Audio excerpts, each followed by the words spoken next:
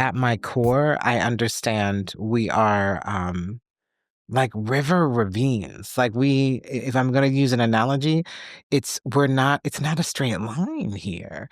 And I know I am who I am, or have embraced love from many other kinds of people, or can love others, because I believe it is deeply complex. And I actually feel it will cut us off if we're only looking at the sediment of the river, instead of looking at all the tributaries and possibilities of where things go. Welcome to the Zami Nobla National Organization of Black Lesbians on Aging podcast. We are your sound source for Black lesbian herstory. I'm your host, Angela Denise Davis. Today I talk with Cara Page, a Black feminist, a cultural memory worker, a healing justice practitioner, a creative spirit, an organizer. There's so many different ways that I could describe Cara Page. And you will find out more about the ways in which she moves in the world as you listen to the podcast. So here is my delicious conversation with Cara Page. My name is Cara Page, and I am 55 years old. Hallelujah.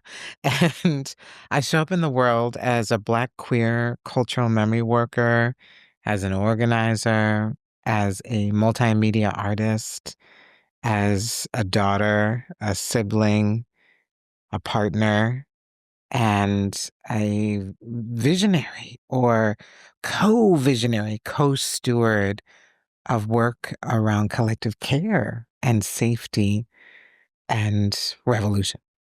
Wonderful. Well, this is a long time coming. Yes. The interview and just seeing you again, because I had the joy of seeing you in New York. Yes. When you were presented with one of the Griot Awards. Yes, an honor. And it was fabulous. Absolutely fabulous. And all the glory of your work just exploded to me in such a big way that I said, we have to have Cara on, and not just, I want you on the podcast, but let's get a time, a date, Yes. a year, because Yes. I mean, what you did was really quite profound, and we'll talk a little bit about that later. But as we talk about your work, but just grateful for your being here today.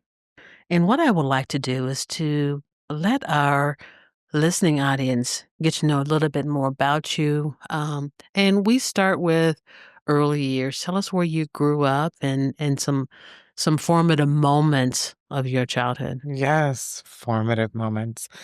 Well, I like to say I'm the great-granddaughter of Black migrant sharecroppers. I am the great-granddaughter of Black Seminole ancestors. I am the great-granddaughter of European ancestors. I was born in Philadelphia, Pennsylvania in 1970. And I love that. I love that I was born in Philly. I love Philly. Shout out to Philly. And I love that I was born in the 70s. I think it was a prime cultural, political moment. And I was born to an African-American father who also has Black Seminole ancestry, but had been cut off from that part of the family. And I was born to my mom, who's European-American, of English and Austrian descent. And then, poof, there I was. And I think a prominent moment for me when I was very young, recognizing that there were parts of both of my family that did not approve of my parents being in a mixed heritage or interracial relationship. And I carried that forth in much of my work and much of my identity, trying to understand place and trying to understand how, not so much about how do you fit in, but how do you value different people, different stories? How do you struggle with the power dynamic of being of mixed ancestry, right? Knowing that I was the great granddaughter of colonizers and the great granddaughter of formerly enslaved people, and formerly colonized people. So, how do you hold that balance? And I think forever that set the course for my understanding of race at a very young age. As like, oh, you have to, I will constantly have to dive and duck and jump around different ancestral stories of power and pain. And I also came into a very lively musical family on both sides. My mom is a beautiful singer, and in the 70s and 80s was singing torch songs at nightclubs and singing folk songs at weddings and taking me to folk artists, really like from Odetta to Mm. the Philadelphia Folk Festival to, I mean, it was just a part of our lives to be surrounded by different kinds of music. She also loved jazz, a little bit of rock, more women rock like Janis Joplin. Just helped me understand the wide spectrum of music as a political uh, action, a cultural and political action. And on my father's side, I had three generations of African American jazz musicians and who grew up around jazz artists. One of my closest aunts, my great aunt Florence, she was the dressmaker for Sarah Vaughan. Um, and we would go to my great grandmother's house, and she'd have three floors in Newark, New Jersey, in this house that just was full of love and music. And my uncle Andy, my aunt Jerry, um, and Aunt Salome, who were otherwise known as the Uncle Andy and the Bay sisters, Yes. would Yes. be rehearsing, or Uncle Andy would just be jamming on the piano, and I'd be listening to him scat in his very stylistic Uncle Andy way, while my great grandmother's cooking in the kitchen, and just surrounded by that music, and then go downstairs to my Aunt Florence, and she'd be unwrapping fabrics and whipping up dresses in 70s style. And at that time, I didn't really understand who Sarah Vaughan was, but Oh, later to know who she was, but that they had that kind of intimate relationship by her creating her dresses, her gowns. wow. And so to have that arc, that relationship to music, both through my mother's side and my father's side, made me feel. I mean, quite honestly, they all taught me that music was a tool for change. It was always culturally powerful, but also politically alive. Mm. And that really set the course for my childhood and my adulthood. And I know that's how I found poetry. I was like, "Ooh, I'm not a songstress and all these Broadway jazz folk artists, but I can write a poem." And then really became a poetess um, in junior high and high school, and then just flew when it came to performance poetry and learning the Endazaki Shanges and the Sonia Sanchez's and the Tony K. Bambara's, who wasn't necessarily a poet, but clearly a political voice and so prophetic. Mhm. And that Mhm. that is how I found Black feminism. Mhm. That's what got me there. Well, I knew the connection with Andy Bay because we've talked about that before, and Yes. that left me on the floor once you told me that because I love his work. Yes. But I did not know about all the other artistry and creative lineage that you inherited, Yes. and it's amazing because it's the soil out of which you've grown, and that's very rich. So you could not be anything other than who you are, I think so. in this creative way. Yes. So, how did your understanding of who you are as a lesbian come out of that? That's right. So I didn't grow up in Philly proper, so I need to say that up front. I'm proud that I was born in Philadelphia, Pennsylvania, but I actually grew up on small mill towns along the Delaware River. So anywhere between, Trenton, New Jersey, Yardley, Morrisville, what's known as Lower Bucks County. And also spent a lot of summers in Newark, New Jersey. Mm. And during the 70s, well, more so during the 80s, right, when I was in my teendom, um, I knew I was different at a young age because I fell in love with my closest girlfriend by the time I was 9. I have a poem about it. I think it's called When I Was 9. And we literally used to meet in the closet to kiss and play around. And at that time I didn't know, and in 1979 I wasn't thinking about, oh, Black lesbian and gay people are living in the closet, but Mhm. thought it was so funny. And when I came to know that in my early teenage years, like, oh, it's called In the Closet? Well, that's where I used to play in quotes, with my first girlfriend, Nina. And when I don't know if I can remember that I told my parents. I don't have one of those stories where someone walked in, but I feel like they already knew. So it's sort of it's kind of fluid. I remember coming out in like college, but I feel like I was fluid all the way through. So they weren't surprised. You know what I'm saying? Like it was of me. Um, but I will say that because I grew up around theater and music, my mom had a whole ton of gay and trans friends. I mean, she was singing torch songs in nightclubs.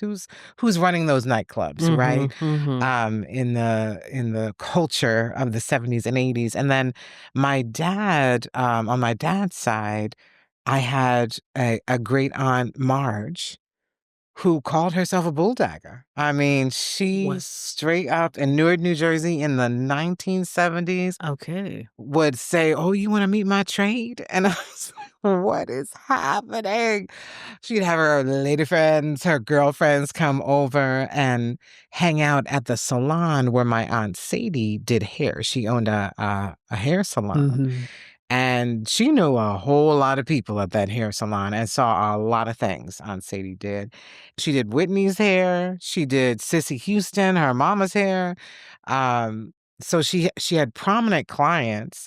And at night, she was living upstairs, and Aunt Marge was living upstairs as well. Aunt Marge's girlfriends would show up, and whatever drama was going on, that would be the whole night culture. So you had the hair salon during the day, and then drama, lesbian drama, Black lesbian drama at night. And I would just hear stories. I was never there to witness it, Mm. but I always remembered Aunt Marge, and this is my great aunt. Let me be Mhm. clear. These are the siblings of my grandmother who passed away at a very young age from cancer, from breast cancer. And so they took me on as I was the first great niece, I was the first great grand. So Mm. I had a couple spoil years where I was the only one. So they had a lot of energy helping to raise me. And that also really changed who I am because I was raised by elders and my very young parents at age 19 having me. um, so queerness, Black lesbianness, all that gay culture was so prominent. It was just there inside and around me, because Aunt Marge was not afraid to show, Mm. and she would have this outfit. She'd always have a skirt, and a black leather vest. I mean, she had she had a style. And when I turned 13, and did she ask me, "Are you gay?" She just said, "Do you want to meet my trade?" I'll never forget when she first said that. Wow. And I was like, wow. I may have even said, "Do you mean girls? Because that is so offensive, Aunt Mars." Like, what are you? Did you get called people trade? And I think my Aunt Sadie was like, "Oh no, what is happening here?" But it felt so affirming. Mhm. And somewhere around there, I found out that Uncle Andy was gay. Mm-hmm. And so, and he was just so mysterious to me. He was the man who'd show up at grandma's house just playing on the piano and practicing. And because he lived with my great grandmother for a little bit of time. And so he was just mysterious. And I was like, oh, and he's gay, a mysterious Black gay man. I want to just follow what is his world. Their worlds seem magical to me. Aunt Marge seemed just like a magical Black dyke, and Uncle Andy seemed like a magical gay musician. It was so positive. And then I went to Reading Terminal in Philadelphia with my mom. Mm-hmm. I was about 11 or 12. And Reading Terminal, do you know Philly? I know a little bit about Philly. Okay. Let me tell you, in the early 80s, it was a scene. It was like Black queers, queens, fags, everything you wanted to see. I could just sit and be of it. And I didn't know what it was that I was being drawn to. Mm-hmm. But my mom would take me and she'd say, oh, let me run some errands. And I would just sit and watch all these Black queers and queens and trans and loved it. Like, I'd be like, oh, I'll be fine, you know? And it took me going back a couple of times before I realized, oh, these are my people. These are my people. Mind you, I had already had a girlfriend, but that I kissed in the closet. Nina, my Black girlfriend of 9, but then she started talking to boys at 13, and I was like, oh, well, I'm not interested in that. And then I found Reading Terminal. So even though I didn't grow up in Philly, it became such a part of the fabric of my coming out, for real, to myself. And then it just kept building from there. Was there the conversation that you had with your parents about being a lesbian? Now, just to add more depth to my story, my parents separated when I was very young. They never got married. Okay. Because the parents of my parents met, without, of course, my grandmother, who had passed when my dad was 11. But the father of my dad and his stepmom and my mom's parents, and you had Black working class from Eastern Pennsylvania, and you had white middle class from Yardley, Pennsylvania. So you had a class race crash, or clash, as it were. My parents met at Rider College in New Jersey, or maybe Rider College is in Pennsylvania. Oh, it might be in Pennsylvania. Rider College. It's like down the street from Princeton. But Dad was a basketball player. She was a cheerleader and on the swim team. You know, it was like the match made in heaven, the 70s. Well, that would have been late 60s, right? So there was a lot of possibilities around interracial marriage and interracial relationships, I'll say. But marriage actually was not on the table. And my grandparents met. I actually really want to write a scene about this because it reminds me of Guess Who's Coming to Dinner, right? Where they had that kind of scene in the cafeteria at Rider College, so I'm told, where they started throwing all the words you can imagine at each other and said, well, our children will never be together. And they all walked out on each other. And so, but meanwhile, my parents, they were already living a very stressful life, right? Having no support from their families. But my father became violent. And that abuse also just cracked our family. And so by the time I was 5 or 6, I moved in with my mom, and solely with my mom as a single mom. And we struggled together. And my dad would just come in and out. But then there was a moment where my mom needed support. She needed help because the parents weren't helping. So she said, hey, can you take her while I get on my feet? I'm, trying to be an artist, a single mom. I need some support. And he took me for a summer. And they decided we'll try it. We'll see how it goes. And I ended up staying with him for a couple of years at the height of his battering or being a perpetrator of violence. And I was already afraid of him, mind you, because I'd already seen him harm my mom. But, we had to do what we had to do. And she said, "You'll be fine," which he never hit me. But I witnessed many violent situations. And so somewhere in here, it became part of the journey as well, right? To be a survivor of family violence, to be a witness to my mom's violence, interpersonal violence. And there were moments, yes, of fleeing, moving in and out of shelters, in and out of cars when I was very young. And so by the time I got to teendom, I think I also was asking the question, well, what is love? When you are betrayed by someone who has caused immense harm to his family, who says "I love you" and can still be violent, very confusing messaging. And so I also think with queerness, Black queerness, and I've never really thought about it this way, but I saw a community loving each other at Reading Terminal. Oh my goodness, I hope people from Philly are listening to this. And it wasn't a love that needed to require a partnership. You didn't need to be married. You didn't need to be tied to someone. It was a sense of identity that you could see was so interwoven in how they were being together, right? And that kind of love excited me, that I could love in community. Um, and then, of course, then that became Black liberation, love of Black liberation, love of Black queerness, love of Black women, love of Black feminism. But I didn't have words for that. And that was very transformative, though, to understand love could be liberating and doesn't always have to be just about one to one. You can find others. Um, So, a couple of questions along with that. Did you have any siblings? I do now.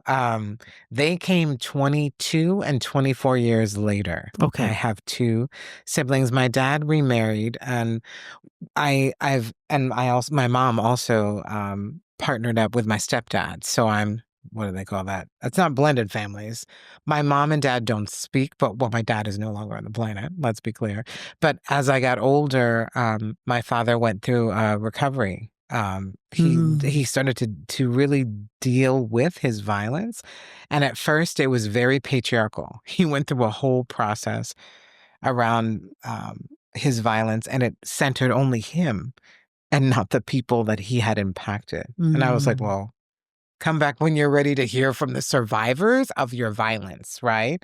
And at that time, it was still a very, I would say, either nuanced or what's the word? Still, oh my goodness, survivors of IPV were still not as, especially Black women, were not as visible as white women survivors. I truly believe that. I mean, certainly the anti-violence movement showed that. It had a very white lens to it, and women of color were not a part of it. Black women were not a part of that. And later, um, as I watched my mom come into her own as a white woman experiencing violence, I thought, well, where am I in that? And when my father went into recovery, my mom decided not to speak to him. She was like, I'm done. Like, I don't need to be a part of your journey.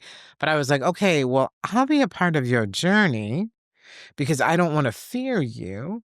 But I need you to understand that for me as a Black woman, as a Black queer person, like you have to understand the survivorhood and how my survivorhood and how that impacts who I am. And so, but all that to say is, so my parents weren't together. I was not living with the same, with the nuclear family since I was 5. Yeah. So how did these And I see the story, I see the book, I see You, the memoir in my head. oh my goodness. I No, no, see it. don't say it. I see it because I'm like, and if you don't write, I'm gonna write it myself and just make it fiction because it's glorious. These aunts and Yes, it is. uncle and when did they swoop in? At what Right. Oh, point? that's powerful, powerful. They didn't know the violence, the level of violence that was happening. Wow, this sounds like a television show. You're so right. Mm-hmm. My dad was on Oprah. Speaking about no, okay, now this is amazing and rest in power, Dad. But his name is Dr. Sabor Bey now, and or before he passed, he changed his name in the Muslim tradition. But essentially, he all the way through my teenage years, I never outed him as being violent because he was the first Black man in the family to go all the way for his PhD. Hmm. I protected him. And they didn't see my mom because she was, living in another city, another state. Um, so I never told the story. And actually, in retrospect, my cousins will now say, yeah, we knew something was funny because you were like super stressed around your father or very tense. There was a tension. And I was very sensitive. They're like, "Ooh, you were a very sensitive child." I was like, "Well, I was a Pisces." They were like, "No, no, no, it was different." And long story short, I protected him until he came out on that Oprah Winfrey show, which I don't know if you recall this. It was the show when she interviewed Al Green's children. Mm. It was prominent because it was the first time there was so much press around Al Green coming out or being outed as a batterer, or, now we say interpersonal violence, a perpetrator of violence. But it was his children that told the story. And they were interviewed by Oprah, and she read them the riot act and said, Al Green is such a respectful musician and artist. How could you tear him down like this? Right? Oh. And she had experts sitting in the audience. And at that time, my father had been working with MOVE, Men Overcoming Violence. Most of his work was with men in prison. And in some cases, some of those men had actually killed their women partners, or he didn't talk a lot about whether or not they'd kill male partners. He worked predominantly with heterosexual Black men in prison. And essentially, he was there as an expert, and he still hadn't done his work with the survivors of his violence. So when he told me he was going to be on Oprah to speak about violence, I said, well, ain't that a crock of shit? Oh, excuse moi. I said, well, I don't want to see that because you still have not seen me nor all of the survivors of your violence, and you get to be plucked out as an expert who, in many respects, when you're seen on television, you're going to trigger a lot of people. Sure as you can imagine, he gets on national television, and some of the women, these are all, sort of ex-lovers, ex-girlfriends, I was still in touch with. I didn't know when the show was coming on. I happened to be at home. I wasn't even watching it. I still haven't seen the episode fully. I hear his voice. My phone starts ringing. It is between his ex-lovers or my family members saying, "What is happening?" One, I'm triggered. This man has not dealt with the survivors of his violence. And then two, my family saying, "Why didn't you tell us? We never knew." And I said, "How could we tell you?" He couldn't tell you because he was preserving the PhD, the good student, the what's it called? The successful Black man. Mm-hmm. And I didn't tell you because I was afraid and didn't want to break preserving that. And Mm-hmm. but the story is so wild because fast forward, my siblings, they found out again through another media situation with my dad talking about his violence. My middle sister um found out in elementary school because there was an article written. And there we were, cycle number 2, where she said, "Why didn't you tell us?" And I said, "I was waiting for our father. That's his right to tell you." Because remember, we're like 24 years apart. he needs to tell you, even if he's in recovery, that is his addiction, or that is his story. And then I would tell you my story as a survivor, but it felt like he needed to tell you first. And she was just devastated. So we did it very differently. By the third, my next sibling, we were much more much more communicative about, okay, all right, nobody holds like, let's just roll it out and talk about this.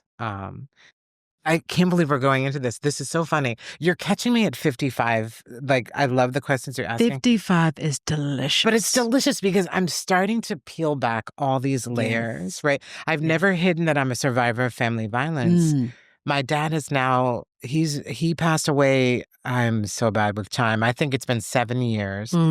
But I was out about him being in recovery, being, being involved in IPV, and then us actually going through a whole healing process. He eventually came back and said, I need to be a part of understanding your survivor story, all these things.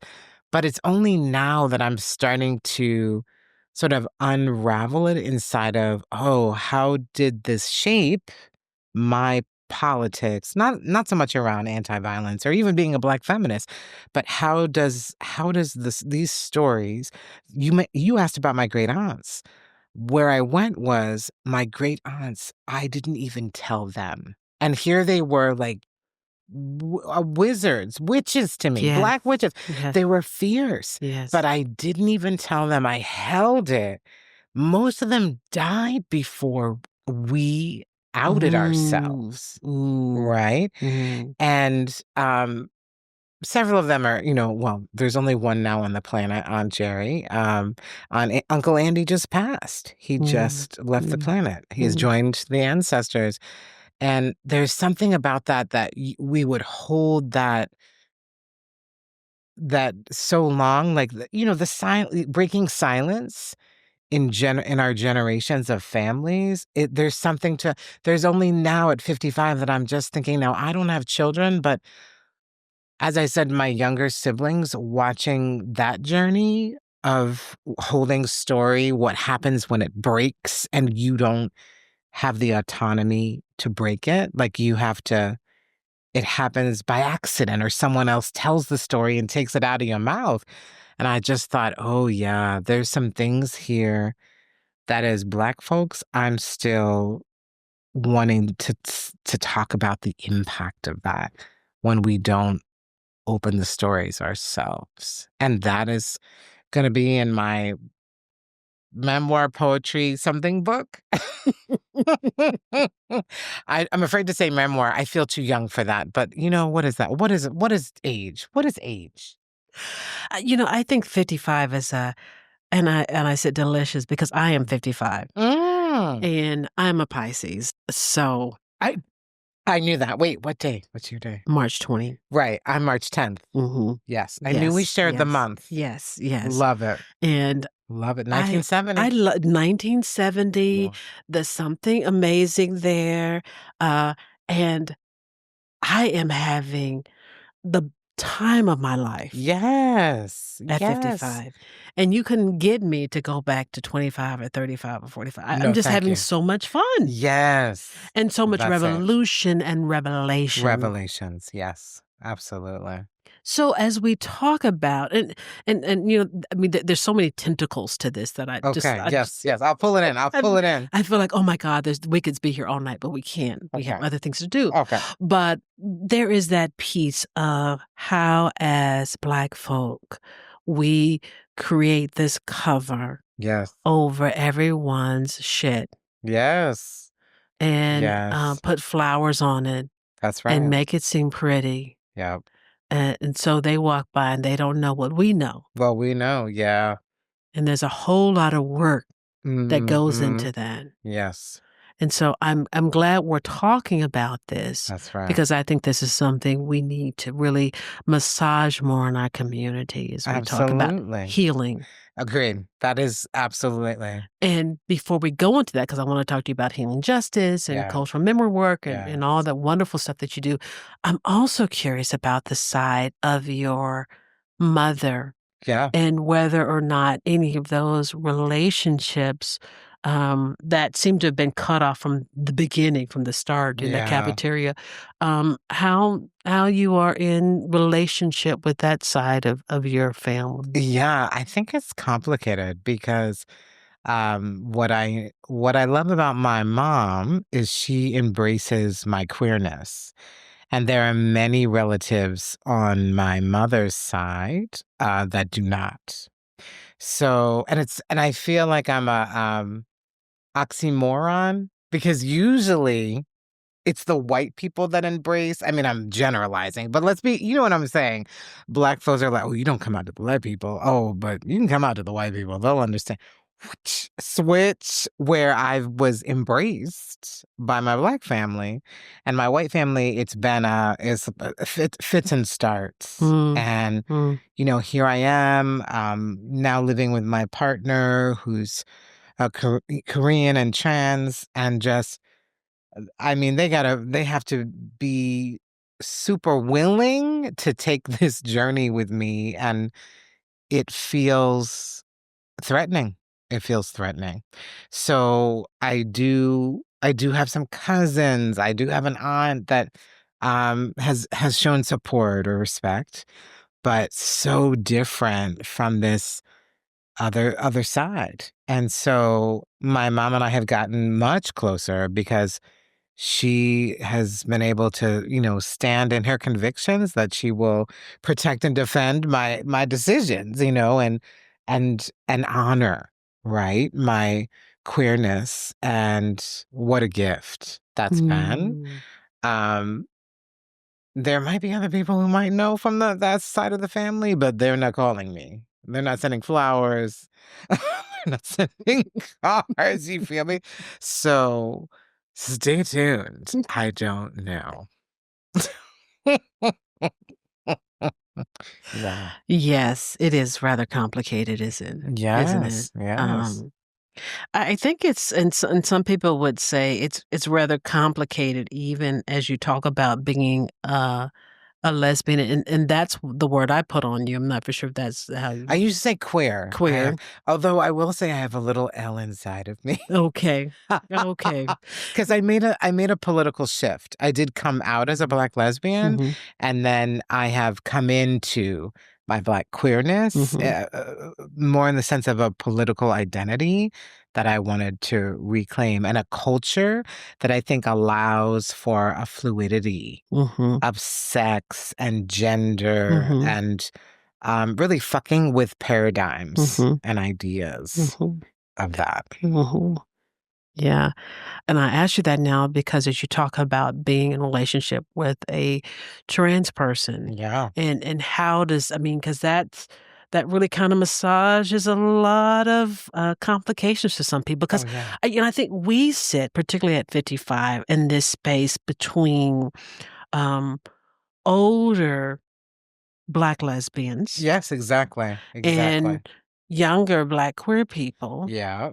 um, who may, and oftentimes do have a very different way of thinking about Oh, these yeah. complexities. Absolutely. So you're being at this place of recognizing you're queer with this little L on the inside of you.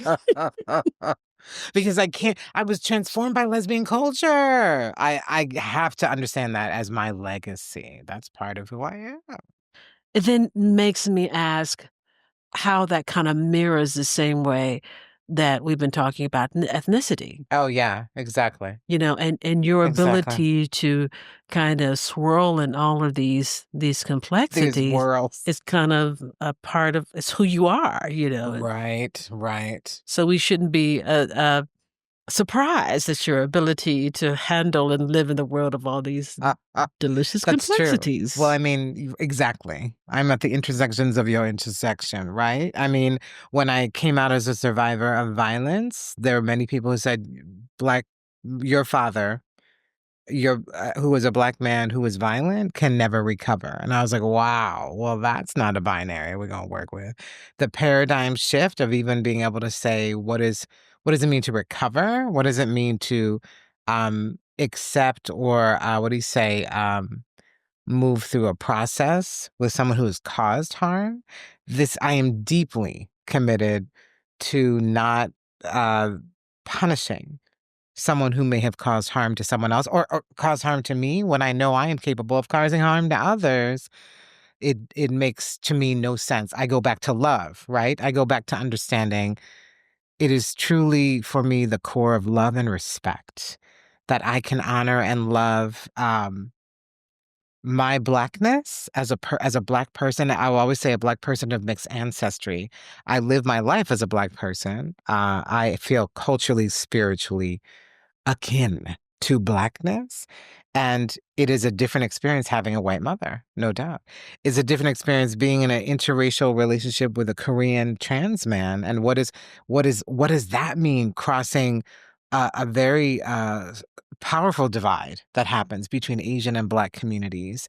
And then we cross a we transcend spiritual beliefs together as we are both very spiritual people who don't sit only in the binary of church or no church. All I'm saying is that it is to your point, my Pisces sister, that at my core I understand we are like river ravines. Like if I'm going to use an analogy, it's not a straight line here. And I know I am who I am or have embraced love from many other kinds of people or can love others because I believe it is deeply complex.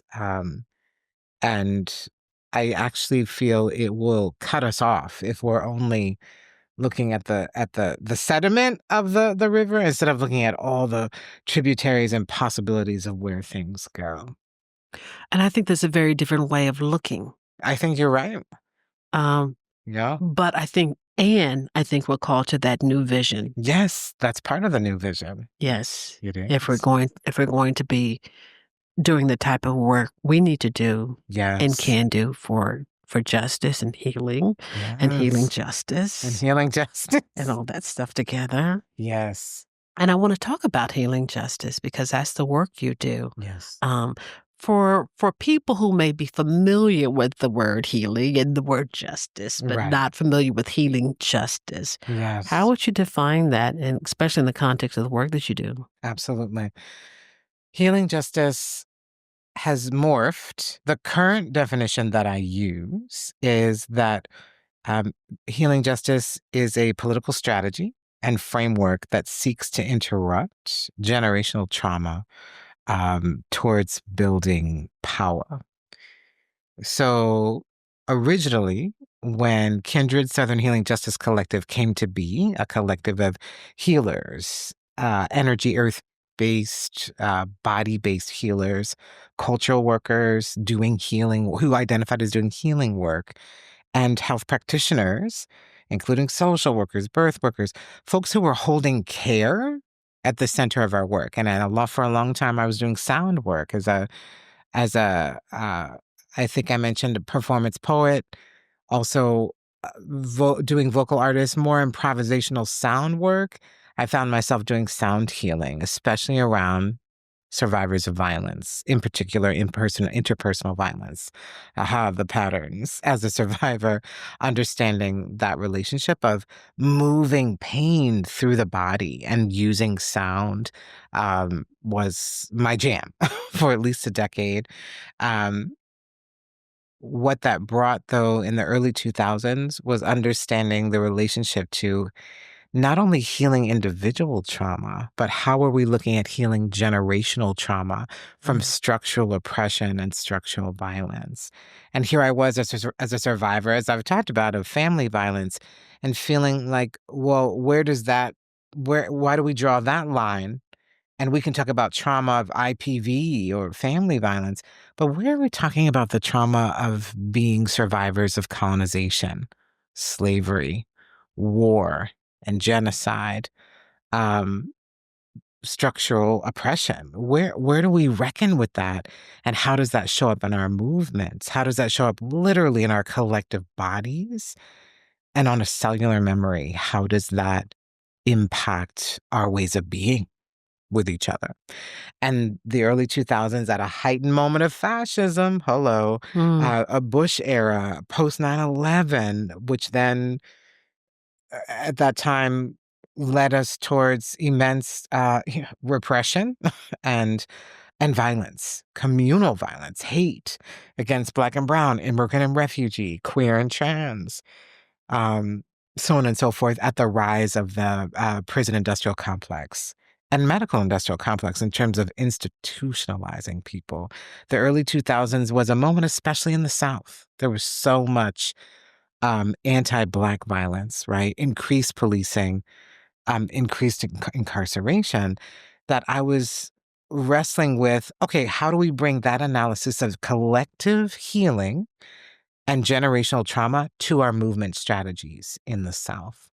And at that time, you had reproductive justice talking about bodily autonomy. Mm-hmm. You had disability justice just emerging, right? Talking about what is our interdependence and understanding our relationship to our bodies, to our abilities, our disabilities, and how do we move with dignity and respect for everyone's abilities, and no matter how different they are. And then we were looking at an LGBTQ liberation movement that was really getting pummeled in laws and legislation, but moving on the ground here in the South, organizations like Southerners on New Ground, bringing us to a political scale, one that I'd never seen before, based on place, based on conflict, based on our religious, spiritual beliefs, based on being working class, poor in a southern region that had been erased and dismissed by this country, but I feel was leading on the compass of political action and analysis, of liberation, not just being queer, trans, GNC, so on and so forth, but also complicating the intersections of being disabled, being formerly incarcerated, being single parents, so on and so forth. Like, they took it to an economic, racial, LGBTQ liberation level that I could get with. So I asked the question, okay, if we're going to build power with political framing like disability justice, reproductive justice, LGBTQ liberation movements in the South, I know we can hold generational trauma and healing Mm. Mm. as a justice strategy. Mm. Let's make sure we know not only how we are going to get there, but how are we going to be when we get there? How Mm. will we arrive to liberation? You have to talk about collective care, collective healing, collective trauma. And folks were here for it. They said, well, yes, let's do it. And so now I would say at that time, we defined healing justice. And we, again, is Kindred, which is a Southern Healing Justice Collective. Again, it was a network, a loose network of practitioners doing healing and care work in many different ways: clinical settings, communal settings, movement settings. We said, how will we interrupt the psychic, spiritual, physical, emotional, and environmental trauma of our movements and our communities? And then fast forward 20 years later, we recognize not everyone thought of that as a power building strategy. But we never meant heal and not build power. We said, how will we build power and heal? Mm. So that's why there's a new iteration, because things can morph, metamorphize size, Yes. right? And Yes. now then we say, okay, interrupt generational trauma psychically, spiritually, physically, emotionally, environmentally, and still towards building power. Mm-hmm. It's not healing for healing's sake. Mm-hmm. And to ask the question, how do we actually take care of each other? How do we look at care not as individual, isolated? And again, I know this is part of my childhood and my survivordom. I don't need to isolate and say, okay, let me protect my father and me from this albatross in the room. How does it affect all of us that we have a cycle of violence in our family? It's not just about the two people. So how do we bring that to a movement strategy? Mm.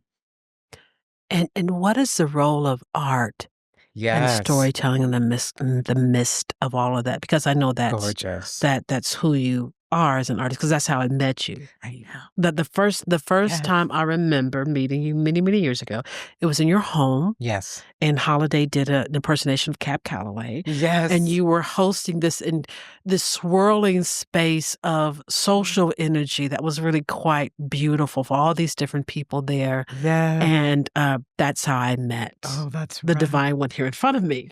so, so, that's- so with Yes. that creative spirit and that artistry, now I understand, where it all comes from as we're No. talking. But we've talked, Yes. but what is the role of that, and what's the role of sharing stories and telling stories in the midst of healing Yes. and dealing with trauma? Right on. Great question. My Pisces divine sister. Mm. Remember meeting your divineness. Yes. I want to say sound was very important. As I mentioned, as a poet, I will always be a poet. And performance poetry for me is integral to political organizing. I came into it, I mentioned Sonia Sanchez and Dazaki Shange. I mean, shoot, Nikki Giovanni, June Jordan. These were my voices. Tony K. Bambara. Uh, they lulled me to sleep at night. They woke me up in the morning. Audre Lorde. It was very obvious to me that a poet could carve out a revolution, and they were not ever sacrificing the role of art as or the role of voice. And for me, I took it to the next level, the role of sound, sounding off what pain and oppression look like and what freedom can sound like. And my friend, that changed the world for me. Even the Maya Angelou's that I would listen to about in the 70s and 80s, but I do think finding the Audre Lordes who could be Black, queer, and a poet, and talk about liberation, right? Finding June Jordan and understanding you can talk about oppression, you can talk about the Zapatistas, you can talk about resistance, and talk about being a Black woman. Like finding the Lucille Cliftons, so on and so forth, that I understood, oh, to be a Black poet is to be a Black feminist, is to be a Black revolutionary. And Jane Cortez, I'm just like thinking of all the names Mm. of poets that Mhm. changed my life, took Mm. the little Black girl in me and said, okay, what you got, girl? I can see you. I can hear you. I can feel you. Let me see that power. And for me, that transformed into different ways. I would say I manifest sound.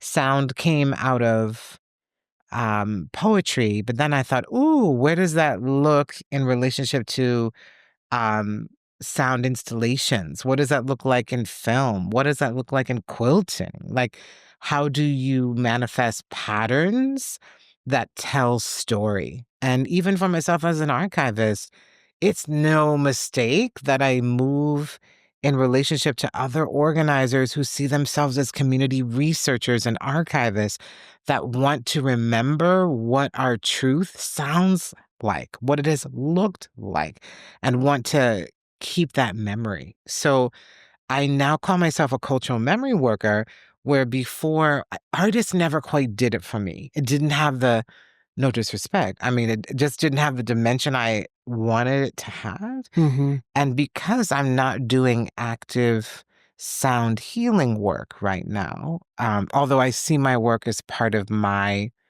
of practice, my care healing practice, but it looks different. How I gather story now, it looks like virtual reality installations. It looks like archives of the medical industrial complex.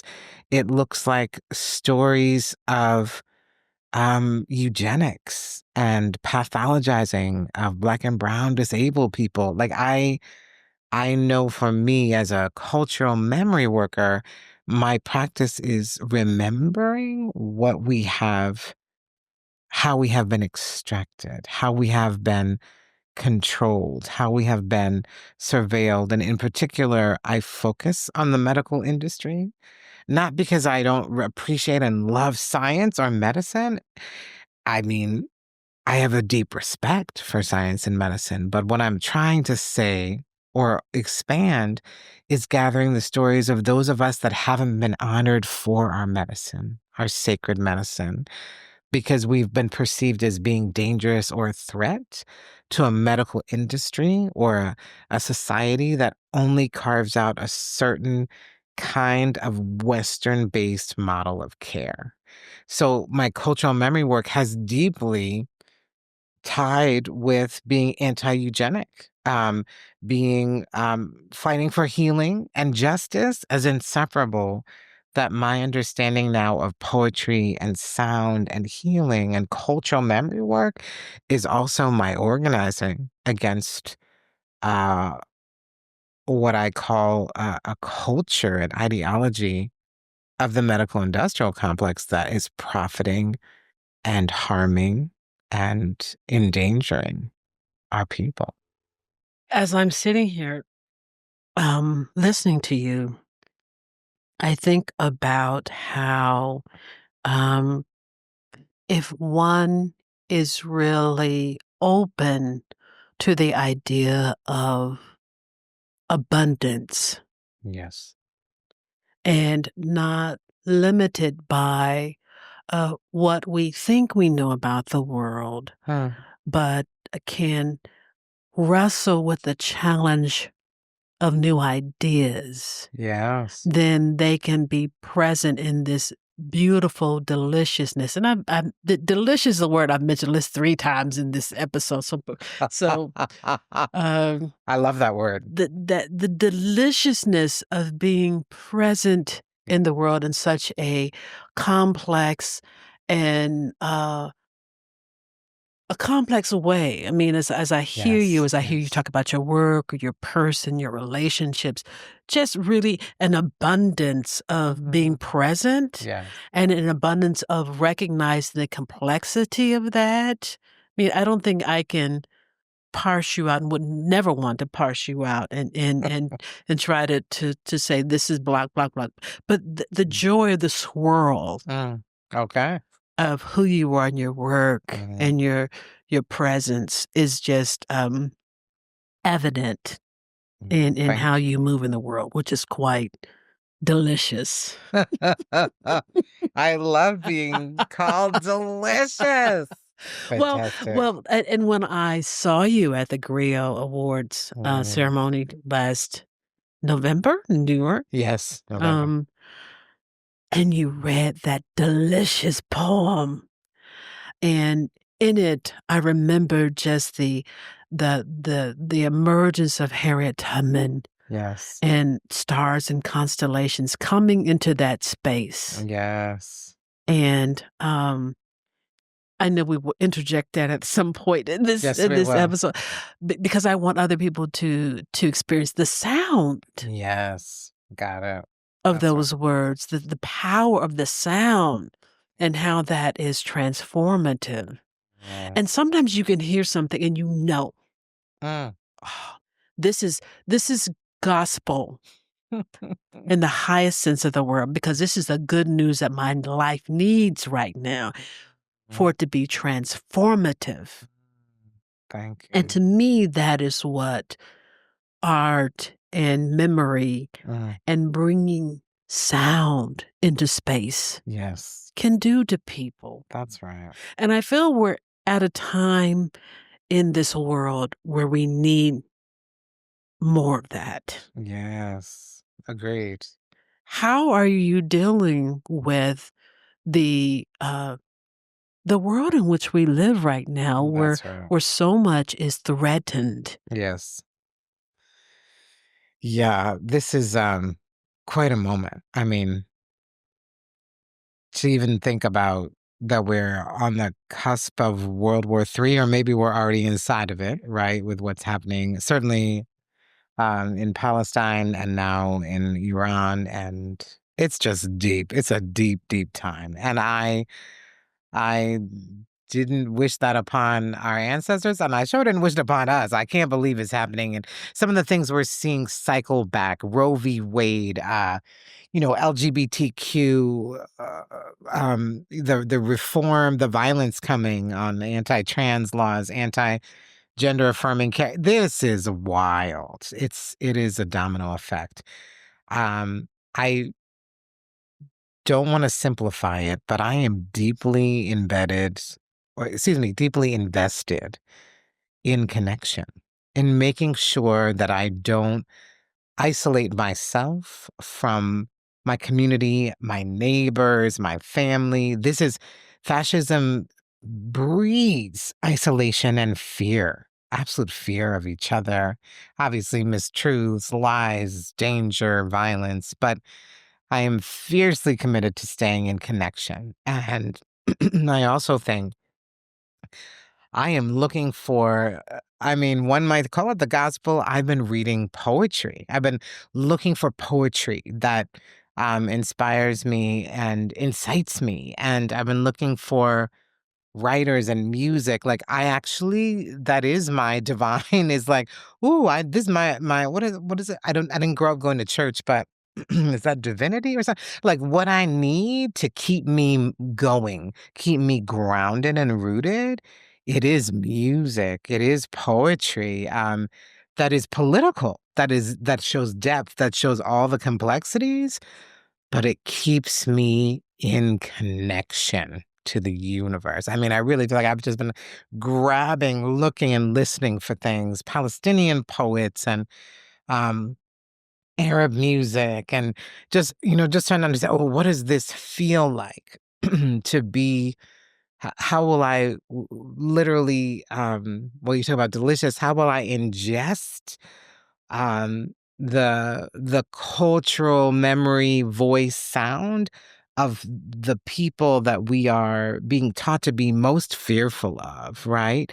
And it is disgusting. It is disgusting. And I feel very connected to Black artistry. So I really am pushing out and like, where are we finding the ways to talk to each other through our artistry, through our cultural work, across racial divides and false understandings of who we are? Mm. I'm also launching a Global South Healer Memory Project. I'm interviewing healers in other parts of the Global South who are giving story, giving testimonial, giving gospel to being at the front lines of their movements, that they are doing healing work that they've been doing for decades because they've been fighting fascism, Mm-hmm. right? For decades. And I'm like, what can you tell us? What can you teach us? What can we learn from what you know, what you've seen? And some of them are cultural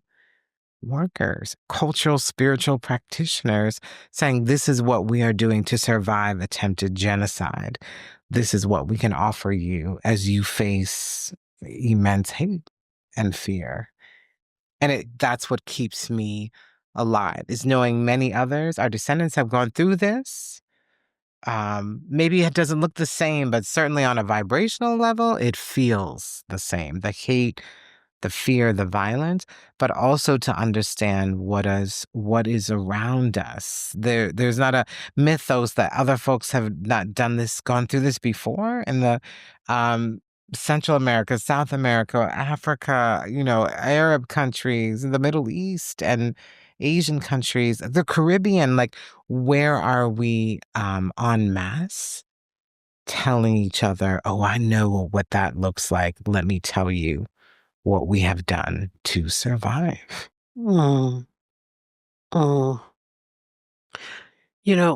I feel as if we're at the place now where, as you talk about other people and collecting those stories of survival and Yes. giving wisdom, uh, you turn and you say, "Oh, this is what it's like to step into," as what you would say, World War III. This is what it's like to step into a major part of history and herstory. Yes. That 50 years from now, you look back and you say, "Well, in 2025, the world." and we're now in, Here we are. yes. Yes. And to me, I think it also Mm.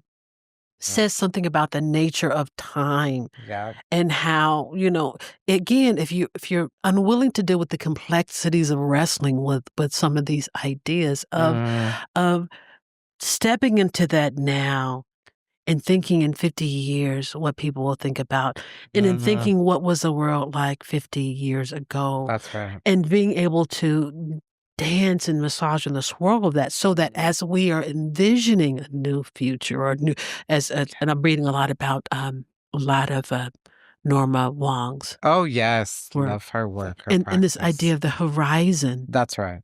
and having the story of a horizon Yes. that's not what, I think we're being trapped, or Mm, we're not trapped, that's not the right word. okay. I think we're being asked Okay. to believe in the worst of all possible situations Yes. instead of envisioning a horizon Agreed. of Agreed. joy and love and connection. And what's the invitation? What is the invitation to do that with each other? I do think there's a level of giving each other permission to have joy, to feel love, to be in connection. And I even think in some ways we are going to have to ask for permission and consent. Can we keep moving together because we are being told, well, you cannot.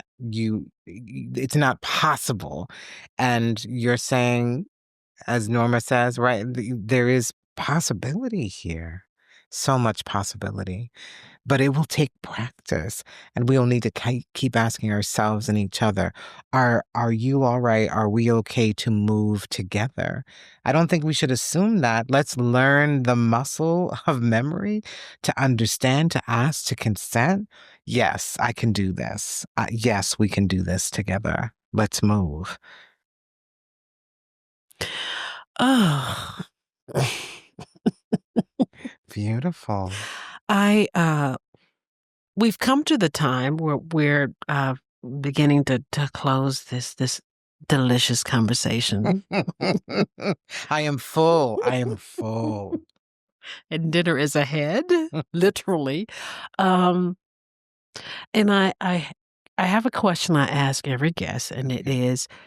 is there something I forgot to ask? Is there a question you wish I would have put on the table? Is there something you want our listeners to know? Yes, I know this about you, this question. Let's see. I mean, really, it must be your Pisces magic because I went places I didn't even expect. I think I've said it. What's on my mind right now is if someone could ask me the question, how are you connected to place? This has just been a question for me because people say healing justice, you say is Southern, but healing isn't just Southern. And I'm like, oh no, but it's rooted in place, that our conditions of collective response to trauma, to violence, to fascism, and also to power, to love, to connection, it is rooted in place based on literally what the earth is telling us, and literally how we are in relationship to the medicine, to the seeds, to what is growing around us. So I think I want to say the South will always be a place for me. And now it is also New York is a place for me. Um, and I'm still a little Black girl in Lower Bucks County, and still a Black queer or a Black lesbian coming out towards my queerdom in Reading Terminal.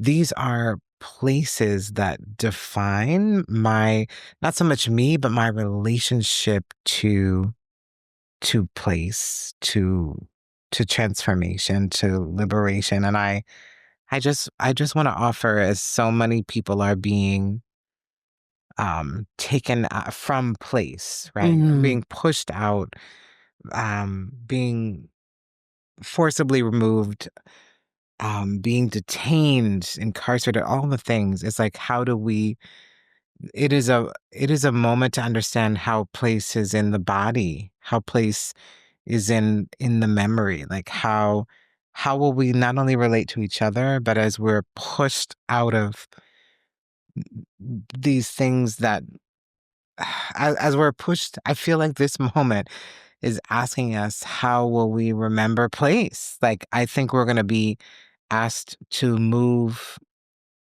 I don't think we're going to be able to move across state lines. I think we're going to have a harder time traveling and being in other people's countries. And I constantly wrestle with, how do we talk about place at a heightened moment of forced migration and genocide.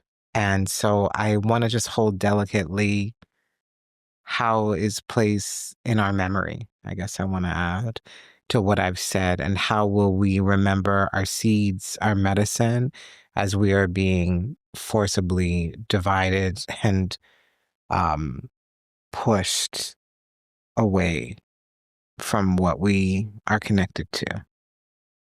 Yeah. Cara Page, Yeah.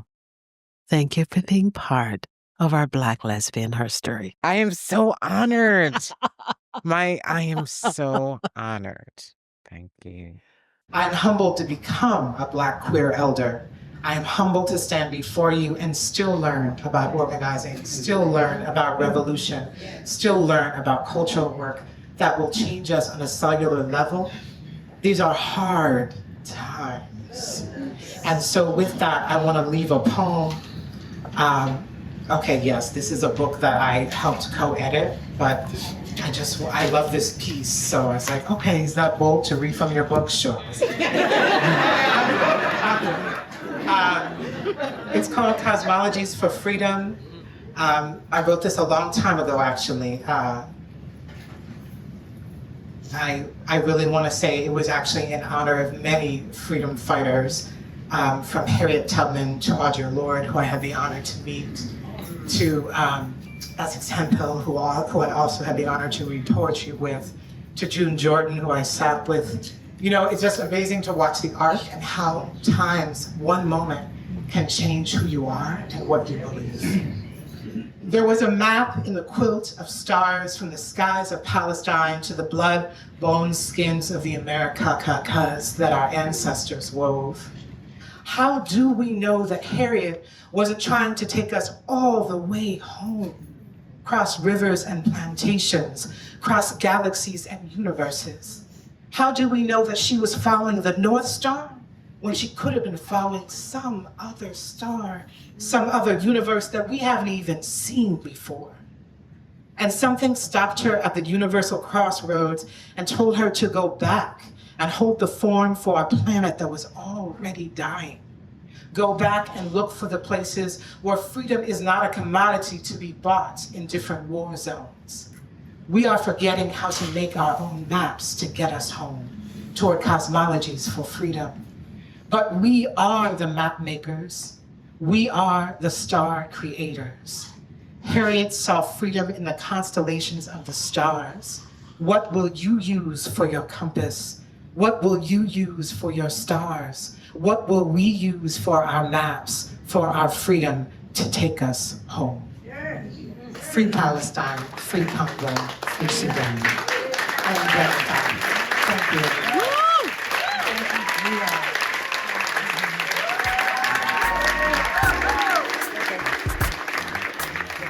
Some things in life are just delicious.